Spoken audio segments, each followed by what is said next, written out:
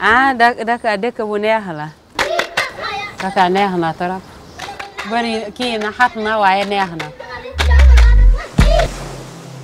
communauté bi lu baax la ndax day nekk loo xamante ne pour nga dund ak ñeneen yi daf lay yeel si lu bari te tamit nga am ñoo xamante ne da ngeen di séddoo àdduna bi baax na trop.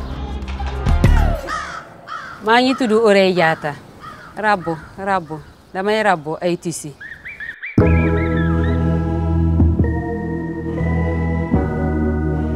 tissu lay jël ma rabbu panier ak sac ak tapis. si semaine bi mun naa ma def 7 panier après ma def ay sac soit ñaar ak yeneen 7 yu ndaw panier yu ndaw. Tuur Kayong bi dafa jóge si benn lakk boo xamante ne lakk Joola mooy association mooy mbootaay wala nekk si kanam wala dem si kanam tuur boobu loolu yëpp lakk yi.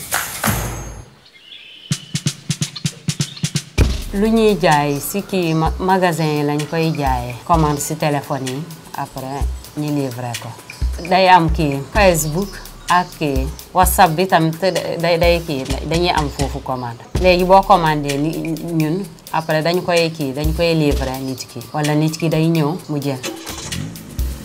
différence bi mooy Kayong moom entreprise boo xamante ne day jàppale jigéen nga xam ne dañoo ñàkk jëkkër wala amuñu jëkkër wala pour jàppale xale yi tamit xale yi nga xam ne dañoo ñàkk ay kii ay baayoo loolu mooy différence bi ak ñeneen yi. bu njëkk ba bu ñu commencé man mi maa doon yóbbu xaalis bi dama doon jël xaalis bi ma yóbbu ko si Orange Money wala Wari ma dem def Wari bi ñi dem ba léegi nii Orange Money kii nañu def nañu application def nañu kii ubbi nañu compte bi. avantage bi mooy daf lay noppal comme par exemple commande tissu booy jënd tissu yaa ngi sa kër.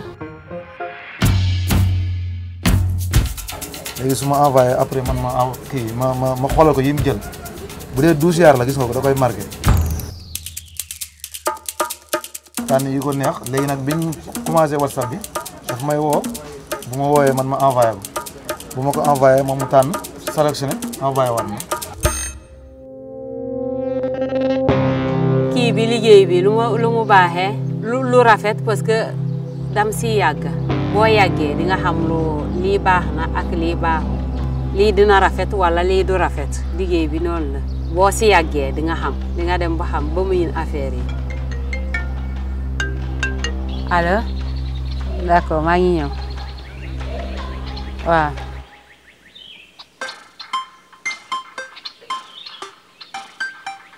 The internet and technology can connect all of us across borders and across the world. Hey everyone, my name is Carmen Corbin and I am with the United Nations Office on Drugs and Crime. And I've been lucky enough to be behind the camera witnessing this inspiring story. It's absolutely clear that technology is changing life and work across Africa. But texting, social media, mobile apps, and email and other technologies can all bring trouble, from bullying to more serious dangers. And that's why we at UNODC are working with communities around the world to make lives better, safer, and more productive. For younger children, tools such as parental controls can help keep online experiences positive. Everything on the internet is permanent. Don't share intimate images of yourself or others over the internet, and tell your kids the same. Lead by example, and always model the kind of positive online behavior you would like your children and others to use. If friends and family see you being cautious and respectful when you are online, they are more likely to follow in your footsteps. The internet is for everyone, and the more you know about the risks, the better you can help keep yourself, your family, and your community safe.